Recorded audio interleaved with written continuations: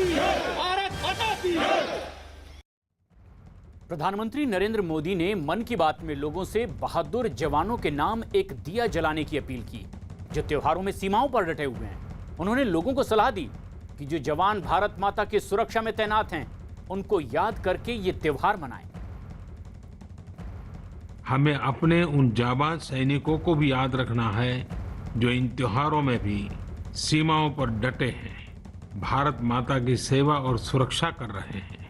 हमें उनको याद करके ही अपने त्योहार मनाने हैं। हमें घर में एक दिया भारत माता के इन वीर बेटे बेटियों के सम्मान में भी जलाना है। मैं अपने वीर जवानों से भी कहना चाहता हूं कि आप भले ही सीमा पर हैं, लेकिन पूरा देश आपके साथ है, आपके लिए कामना कर रहा है। मैं उन परिवारों के त्याग को भी नमन करता हूं जिनके बेटे बेटियां आज सरहद पर है। हमारे साथ इस वक्त सीधे जुड़ रहे हैं वरिष्ठ पत्रकार शेष नारायण सिंह जी और बिहार के मुजफ्फरपुर से अमित पांडे। लेकिन शेष जी, क्या प्रधानमंत्री का यही तरीका उन्हें औरों से अलग बनाता है कि सीमा पर तैनात सेना के जवानों से जनता किस कदर कनेक्ट फील करे, और अगर त्योहार का मौका हो जो परिवार से अलग भी हो तो उन्हें इस तरह की कोई कमी ना खिला पाए? भाई, इस वक्त सेना जो है, जितनी संस्थाएं भारतीय लोकतंत्र की हैं, उनमें सबसे महत्वपूर्ण है। क्योंकि पाकिस्तान से जो हम सीमा का उल्लंघन होता रहता था, सीज फायर वायलेशन, उसको तो फर्क नहीं पड़ता था, वो तो लोकल लेवल पे तय कर लिया जाता था। लेकिन जब से गलवान घाटी वाला मामला शुरू हुआ है, तब से इस वक्त जो राष्ट्र की सुरक्षा के लिए सेना सबसे ज्यादा जरूरी सरकार के अंग के रूप में मानी जा रही है। तो उसको उसके प्रति सम्मान व्यक्त करना, उसको ये बताना कि हम तुम्हारे साथ, उनके हौसलों की हौसला अफजाई जिसको कहते हैं, सैनिकों की, सेना के हौसले की अफजाई के लिए आप देख रहे होंगे तमाम कार्यक्रम चल रहे हैं जब से चीन ने गलवान घाटी का काम किया है। उनको बताया जा रहा है कि भाई हम आपके साथ हैं। ये इस बार का जो दशहरा है, जिसको अब आप शस्त्र पूजन वहां पे जाके दार्जिलिंग में राजनाथ सिंह जी कर रहे हैं, और पिछले 95 साल जब से आरएसएस की स्थापना हुई है, भागवती और आरएसएस प्रमुख तो नागपुर में साल करती है, तो विजयदशमी के दिन की स्थापना भी हुई थी। और महिषासुर महिषासुर जो था, इतना बड़ा आतंकवादी था कि देवताओं का उसने जीना दुभर कर दिया था, और उससे 9 दिन युद्ध हुआ था माँ दुर्गा का, महिषासुर मर्दिनी अवतार उनका स्वरूप जो है, और 10वें दिन आज ही के दिन उसका उन्होंने वध किया। तो महिषासुर मर्दिनी की वीरता को, यानी सारे देवताओं की शक्ति को एक केंद्रित करके एक राक्षस का वध किया था। तो उस संदर्भ में महत्वपूर्ण है, और इसलिए उसकी चर्चा करना मेरा ख्याल है कि अच्छा ही, बहुत और ये अच्छा लाजमी भी था कि शक्ति की आराधना का ये दिन, विजयादशमी का पर्व, और जवानों का जोश जज्बा बना रहे, और उसके लिए इस तरह की अपील भी प्रधानमंत्री की ओर से की गई। लेकिन रक्षा मंत्री राजनाथ सिंह ने भी पश्चिम बंगाल के दार्जिलिंग में जवानों के साथ शस्त्र पूजा की। रक्षा मंत्री राजनाथ सिंह पहले सुकना युद्ध स्मारक पहुंचे और शहीद जवानों को वहां श्रद्धांजलि दी, और इसके बाद उन्होंने सेना प्रमुख जनरल मनोज मुकुंद नरवणे के साथ में शस्त्र पूजा की। इस दौरान चीन को कड़ा संदेश भी रक्षा मंत्री ने दिया कि सेना किसी को भी हिंदुस्तान की 1 इंच जमीन भी छीनने नहीं देगी। इस समय भारत और चीन की सीमा पर भी जो तनाव चल रहा है, भारत तो यह चाहता है कि यह तनाव समाप्त हो, शांति स्थापित हो। उद्देश्य हमारा यह है। लेकिन कभी कभी कुछ ऐसी नापाक हरकतें होती रहती हैं, लेकिन मैं पूरी तरह से आश्वस्त हूं, और आश्वस्त ही नहीं हूं, मुझे पूरा भरोसा भी है कि हमारे सेना के जवान किसी भी सूरत में अपने भारत की 1 इंच भी जमीन किसी दूसरे के हाथों में नहीं जाने देंगे। हाल फिलहाल जो कुछ भी इंडो चाइना बॉर्डर पर लद्दाख में हुआ है, उसमें मैं कह सकता हूं, निश्चित जानकारी के आधार पर मैं कह रहा हूं कि हमारे भारत की सेना के जवानों ने जिस प्रकार की भूमिका का निर्वाह किया है, आगे यदि इतिहास लिखा जाएगा तो इतिहास लिखने वाला इतिहासज्ञ हमारे भारत के सेना के जवानों के इस शौर्य और पराक्रम की गाथा को स्वर्णाक्षरों में लिखेगा। बिहार के मुजफ्फरपुर चलते हैं। अमित पांडे हमारे सहयोगी यहां मौजूद हैं। अमित, जिस तरह का संदेश दिया गया है रक्षा मंत्री की ओर से कि 1 इंच भी जमीन अब उस पर कब्जा करने की नीयत रखने वालों को उसी तरह से सबक सिखाया जाएगा जिस तरह से बिहार के उन जवानों ने गलवान घाटी में दिखाया है। किस तरह का संदेश पहुंच रहा है जनता तक? आप तो बिहार में ही मौजूद हैं। देखिए, इस वक्त हम बिहार के मुजफ्फरपुर में हैं और यहाँ थोड़ी देर में सीएम नीतीश कुमार की रैली शुरू होने वाली है। रैली ग्राउंड में हम मौजूद हैं, कुछ युवा हमारे साथ मौजूद हैं, हम उनसे बात करते हैं। रक्षा मंत्री राजनाथ सिंह ने कहा 1 इंच जमीन भी हम नहीं जाया होने देंगे और जो आंख इसके ऊपर गड़ाएगा उसको उसी अंदाज में जवाब दिया जाएगा। जी हाँ, ये सही बात है। हमारे रक्षा मंत्री जी ने जो कहा है 1 इंच कहने की तो बात बहुत दूर है। उनको मतलब अगर वो सोचेंगे तो उनका सोचना भी बहुत गलत है। 1 सूत नहीं दिया जाएगा, 1 सूत नहीं दिया जाएगा। 1 इंच तो हमारे राज्य मंत्री को दिया, बहुत बड़ी बात है। 1 इंच बहुत बड़ी बात है। मतलब 1 कदम के लिए भी अगर वो सोचते हैं, सोचना भी उनका गलत है। उनके सोच पे भी हम लोग पानी डाल देंगे। और हमारी आर्मी जो है वो बहुत ही पावरफुल है, इसका जवाब वो बहुत सख्त अंदाज में देगी।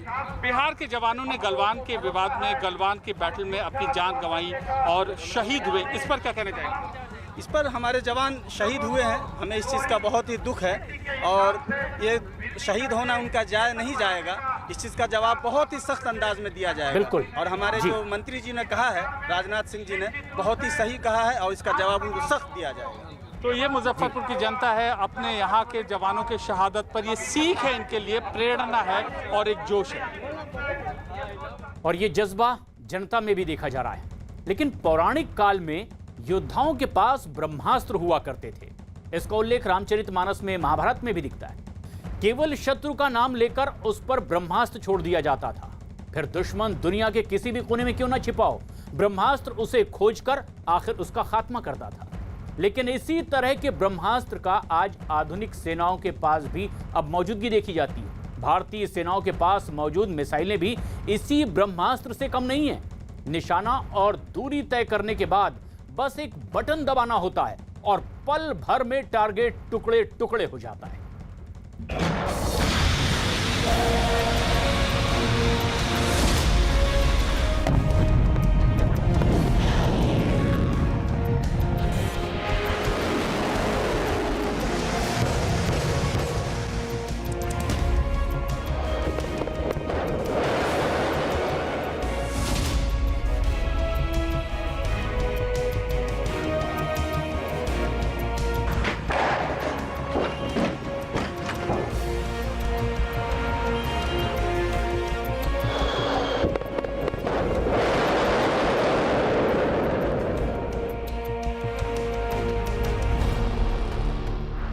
जून 1944 को दूसरे विश्व युद्ध के दौरान पूरी दुनिया ने एक ऐसा हथियार देखा जिसका कहर देखकर हर कोई सहम गया था,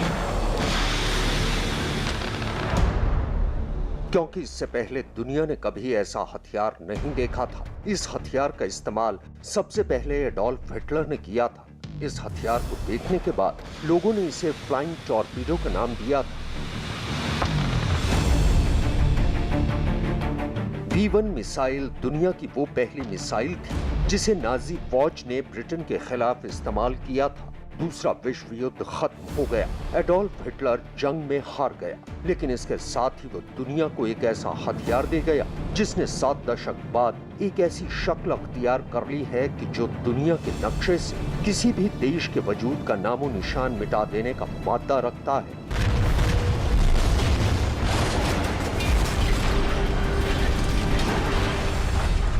मिसाइल किसी भी देश के हथियारों के जखीरे का वो अस्त्र जो दुश्मन देश पर कहर बरपा सकता है। मिसाइल यानी वो हथियार जो सैकड़ों हजारों किलोमीटर दूर दुश्मन देश के सैन्य ठिकानों को नष्ट कर सकता है। मिसाइल यानी वो आयुध जो दुश्मन देश के हमले को रोकने के साथ साथ उसे तबाह करने की ताकत रखता है।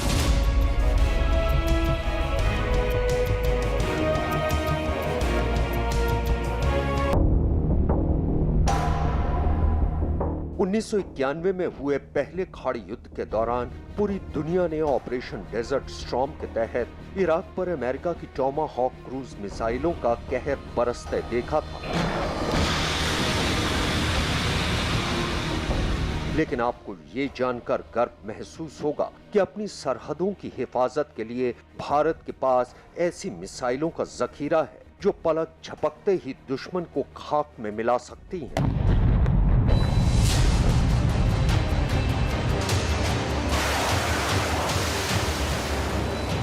भारत के हथियारों के जखीरे में ब्रह्मोस जैसी क्रूज मिसाइल है जो किसी भी दुश्मन देश के सैन्य अड्डों और उसके अहम ठिकानों को पलक झपकते नष्ट कर सकती है।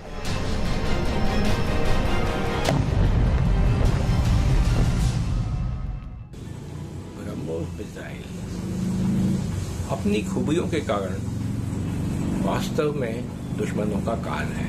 सबसे पहले तो ये इसकी गति बहुत अधिक है, ध्वनि से लगभग 3 गुना अधिक गति से उड़ने वाला ये एक अनमैन्ड एयरक्राफ्ट की तरह से है। जमीन के सतह के बेहद करीब या काफी ऊंचाई पर दोनों तरह से उड़ सकता है।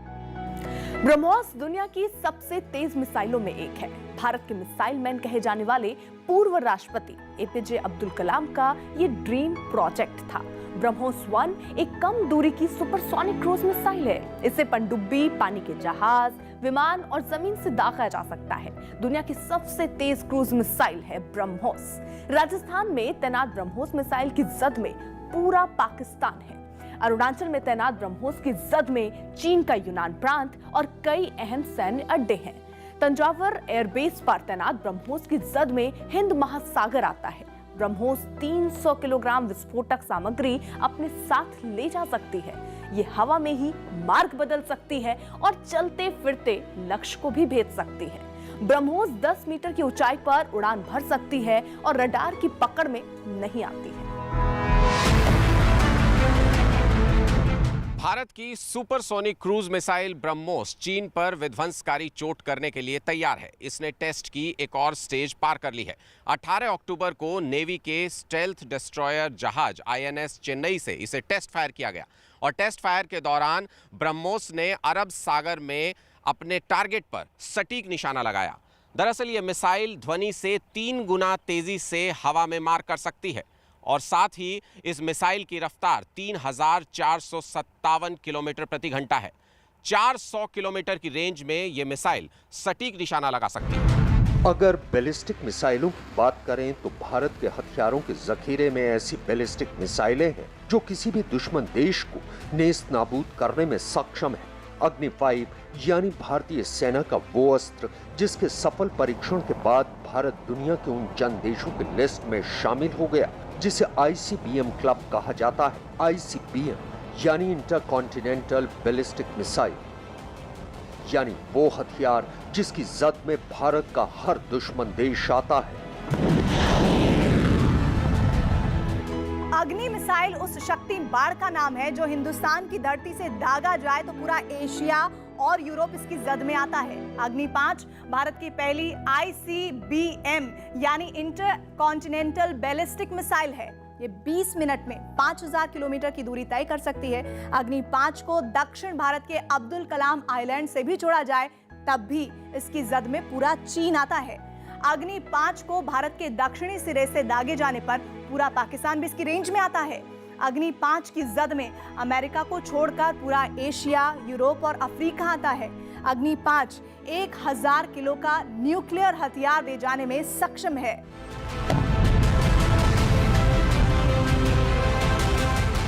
अग्नि 5 MIRV तकनीक से भी लैस है। MIRV यानी multiple independently targetable re entry vehicle. MIRV तकनीक के जरिए एक ही मिसाइल से दुश्मन के कई ठिकानों पर हमला किया जा सकता है। यहां तक कि अलग अलग देशों के सैन्य ठिकानों पर एक साथ हमले किए जा सकते हैं। इसके अलावा अग्नि सीरीज में भारत के पास अग्नि 2, अग्नि 3 और अग्नि 4 जैसी IMBM यानी इंटरमीडिएट बैलिस्टिक मिसाइलें हैं। इनकी मारक क्षमता 2000 से 3500 किलोमीटर तक है।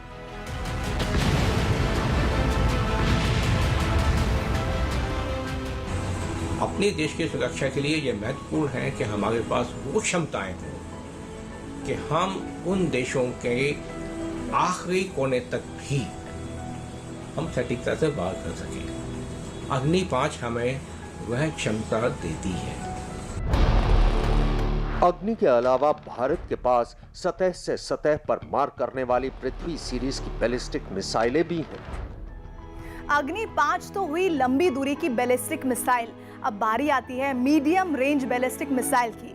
ये मिसाइल है पृथ्वी मिसाइल भारत की MRBM यानी मीडियम रेंज बैलिस्टिक मिसाइल है।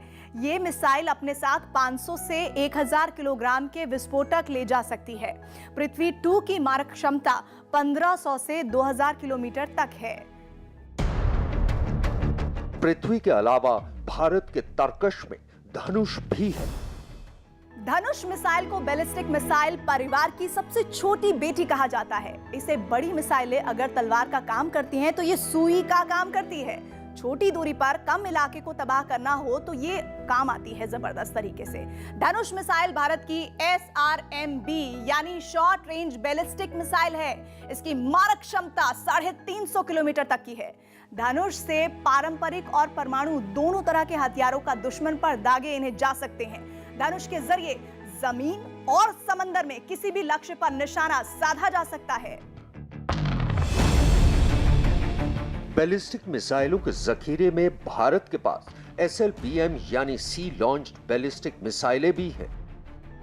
बैलिस्टिक मिसाइल्स की बात करें तो एक बड़ी महत्वपूर्ण श्रेणी उन मिसाइल्स की है जो कि पनडुब्बी से छोड़े जा सकते हैं।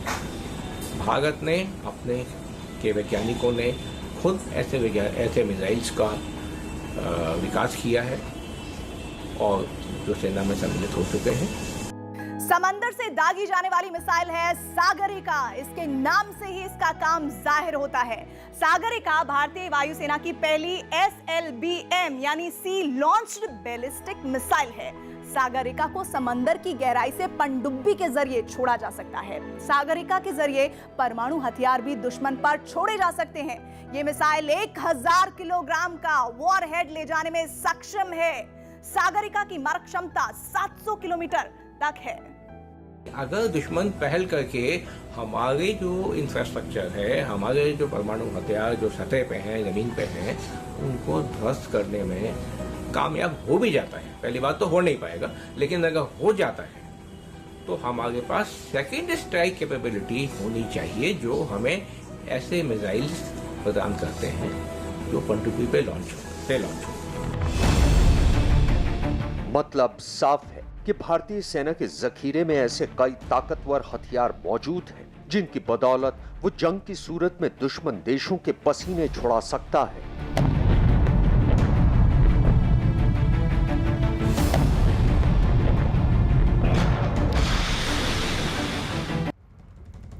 महाराष्ट्र के नागपुर में आरएसएस मुख्यालय में विजयदशमी का उत्सव मनाया गया, जिसमें आरएसएस प्रमुख मोहन भागवत ने शस्त्र पूजा की और इस दौरान मोहन भागवत ने भारतीय जवानों के शौर्य की तारीफ करते हुए चीन को भारत से मिली कड़ी चुनौती का भी जिक्र किया। मोहन भागवत ने पड़ोसी देश चीन को सख्त संदेश दिया कि भारत ने चीन की गलतफहमी को दूर करते हुए उसे आईना दिखाने का काम किया है। भारत ने चीन को जो प्रतिक्रिया दी है उससे चीन बुरी तरह से सहमा हुआ है। चीन ने इस कालावधि में अपने और सामरिक बल के गर्व में, अभिमान में हमारी सीमाओं का जो अतिक्रमण किया और जिस प्रकार व्यवहार किया और कर रहा है, केवल हमारे साथ नहीं सारी दुनिया के साथ, वो तो सारी दुनिया के सामने स्पष्ट है। इसके पहले भी आया है, उनका स्वभाव विस्तारवादी है, सब लोग जानते हैं। लेकिन इस बार जैसे एक साथ उसने ताइवान के साथ, वियतनाम के साथ, अमेरिका के साथ, जापान के साथ, भारत के साथ साथ ही एक साथ झगड़ा मोल लिया। कुछ उसके अपने कारण होंगे, लेकिन सबके ध्यान में फिर एक बार आ गया। लेकिन और एक अंतर ऐसा है कि इस बार भारत ने उसकी जो प्रतिक्रिया दी उसके कारण वो सहम गया, धक्का मिला उसको एक, क्योंकि भारत तन के खड़ा हो गया। भारत की सेना ने अपनी वीरता का परिचय दिया, भारत के नागरिकों ने अपने देशभक्ति का परिचय दिया। सामरिक और आर्थिक दोनों दृष्टि से वो ठिठक जाए इतना धक्का तो उसको मिला है, और उसके चलते दुनिया के बाकी देशों ने भी चीन को अब डांटना शुरू किया है, खड़ा होना उसके सामने शुरू किया है। और इसलिए हमको अधिक सजग रहने की आवश्यकता है, क्योंकि ये जो नहीं सोची थी उसने ऐसी परिस्थिति उसके सामने खड़ी हो गई, उसकी प्रतिक्रिया में वो क्या करेगा पता नहीं। और इसलिए इसका उपाय क्या है? सतत सावधानी, सजगता और तैयारी। वरिष्ठ पत्रकार शेष नारायण सिंह जी लगातार हमारे साथ बने हुए हैं। शेष जी, सिर्फ रक्षा मंत्री राजनाथ सिंह ने ही नहीं बल्कि आरएसएस प्रमुख मोहन भागवत ने भी अपने आज विजयादशमी के शस्त्र पूजन के बाद चीन का जिक्र किया है। आखिर क्या संदेश देने की कोशिश हुई है?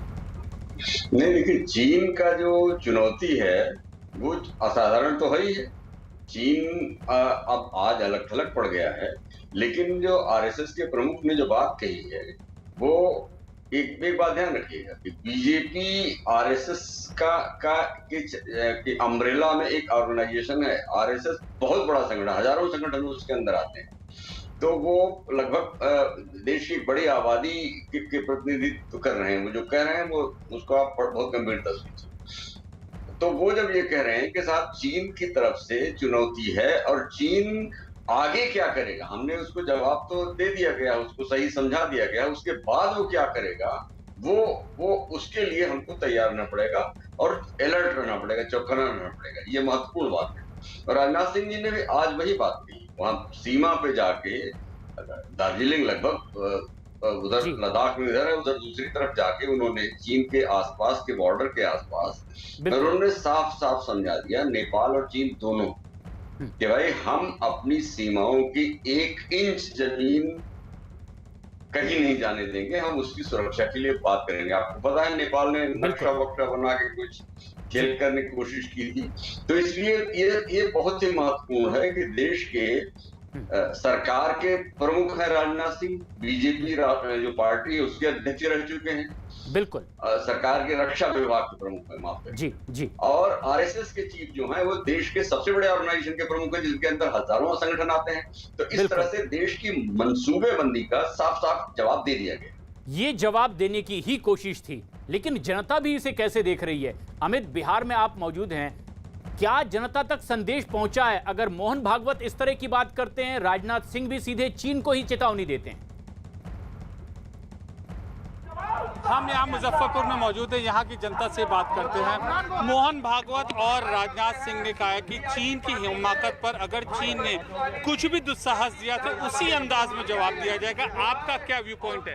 मेरा विकल्प है कि यहाँ एनडीए की सरकार बननी चाहिए, हम लोग को विकास चाहिए, विकास के लिए सुशासन सरकार बेहतर है, इसलिए हम लोग एनडीए को सपोर्ट कर रहे हैं। क्या आपके चीन के बारे में बयान दिया है मोहन भागवत और रक्षा मंत्री ने, क्या कहना है आपका? हमारा तो ये कहना है कि वो आधा इंच के लिए बोल रहे हैं, हम लोग एक सूत्र नहीं देंगे, इसके लिए हम लोग को जो परिणाम करना होगा करेंगे। क्या कहना है आपका? देखिए, कहना ये है कि बॉर्डर पे मेरा भाई और चाचा और मेरे पापा बसते हैं। राजनाथ जी गए हैं वहाँ पे, कह रहे हैं, सुन लीजिए मेरी बात, पहले मेरा बात सुन लीजिए। यहाँ की ये जनता है और ये जनता का यही कहना है कि जो चीन की जो कोशिश है हिमाकत की, वो यहाँ पर सफल नहीं हो पाएगी। और ये जो संदेश देने की कोशिश थी, हिंदुस्तान की जनता भी उसे बखूबी महसूस कर रही है। लेकिन चीन को चेतावनी से जुड़ी हर खबर, हर अपडेट आप देख सकते हैं news18india.com पर। लेकिन शुरू हो चुका है बिग बॉस का 14वां सीजन। सोमवार से शुक्रवार रात 10:30 बजे और शनिवार रविवार रात 9 बजे देखिए बिग बॉस।